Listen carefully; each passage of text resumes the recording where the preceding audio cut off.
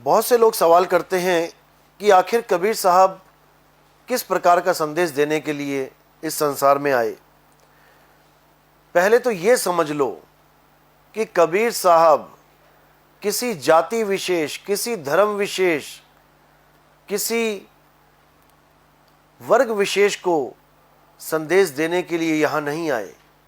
उनकी नज़र में हम सब परमात्मा के जीव हैं।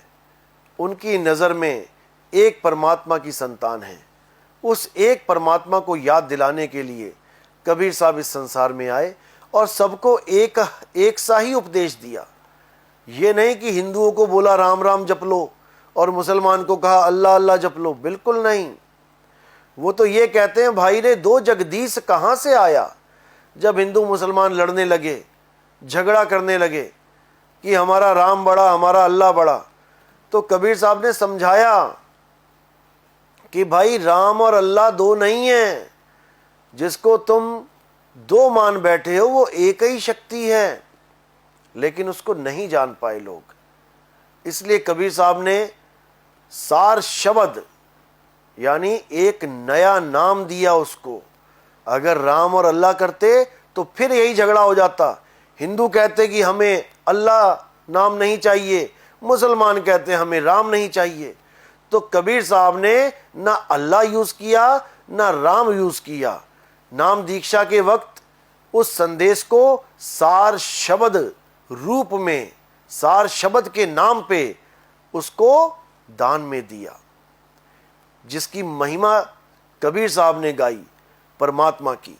उस परमात्मा को कबीर साहब ने शब्द नाम दिया। शब्द जिसको बोला है कि शब्द शब्द सब कोई कहे, वह तो शब्द विदेह और जीवा पे आवे नहीं, निरख परख कर ले।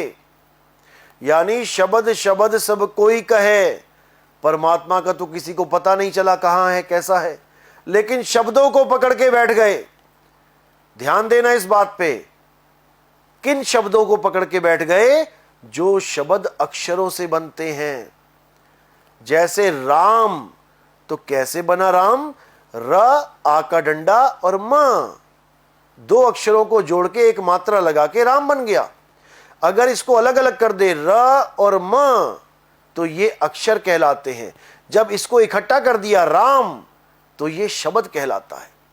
इसी प्रकार अल्लाह, वाहे गुरु, ये सब शब्द हैं। हर धर्म का आदमी, हर जात का आदमी अपने अपने शब्दों को पकड़ के बैठा है, अपने अपने शब्दों को जप रहा है। इसलिए साहिब ने कहा शब्द शब्द सब कोई कहे, वह तो शब्द विदेह। विदेह का मतलब होता है आत्मा। आपने सुना होगा जनक विदेही। जनक जी को विदेही क्यों कहा जाता था? क्योंकि जनक जी ने यह सिद्ध कर दिया था, यह सबको बता दिया था कि मैं